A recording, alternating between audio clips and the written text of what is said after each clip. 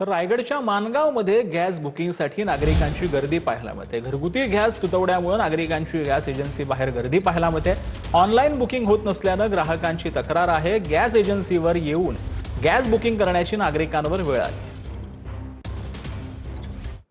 तर अंबरनाथमध्ये गॅस सिलेंडरचा काळा बाजार होत असल्याचा आरोप करण्यात आलाय। गुन्हा दाखल करण्याची सामाजिक कार्यकर्ते मनोज फलकेंची मागणी आहे।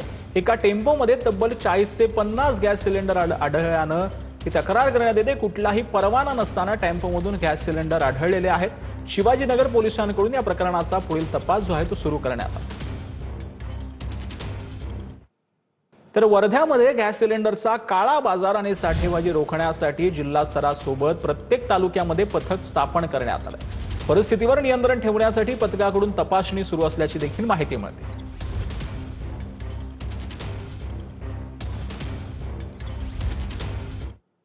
तर जळगावमध्ये व्यावसायिक सिलेंडरच्या पुरवठ्यावर परिणाम झाल्याने हॉटेल व्यावसायिक संकटात सापडले आहेत। तर जिल्ह्यातील प्रसिद्ध भरीत सेंटर देखील अडचणीत आलेला आहे। हॉटेल व्यावसायिकांवरती 2 दिवस पुरेल इतकाच गॅस शिल्लक राहिलेला आहे। व्यावसायिक सिलेंडरचा पुरवठा सुरळीत करण्याची मागणी हॉटेल व्यावसायिक करत आहेत।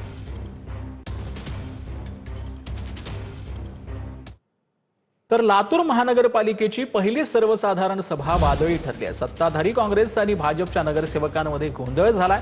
भाजपचे विरोधी पक्षनेते देवीदास काळेंनी महापौर आणि नगर सचिवांच्या दिशेने रिकामी पाण्याची बॉटल फेकल्याचा प्रकार जो आहे तो घडलेला आहे। तर अमरावतीच्या संत गाडगेबाबा विद्यापीठाच्या अधिसभेमध्ये अखिल भारतीय विद्यार्थी परिषदेने घोषणाबाजी केली आहे। विद्यार्थी हिताच्या प्रश्नांकडे दुर्लक्ष केल्याच्या आरोपांवरून एबीव्हीपीचे कार्यकर्ते आक्रमक झाले होते। झालेल्या प्रचंड गोंधळानंतर कुलगुरू मिलिंद बारहाते यांनी सभा जी आहे ती तहकूब केली।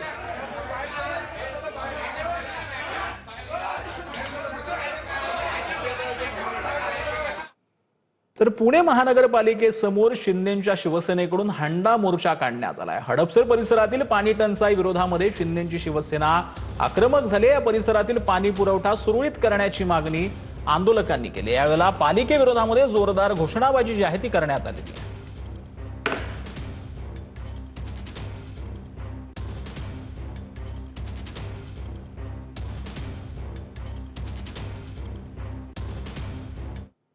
तर छत्तीसगडमध्ये 108 माओवाद्यांनी 3.30 कोटी रोख रक्कम आणि 1 किलो सोन्याच्या दागिन्यांचं आत्मसमर्पण केलेलं आहे।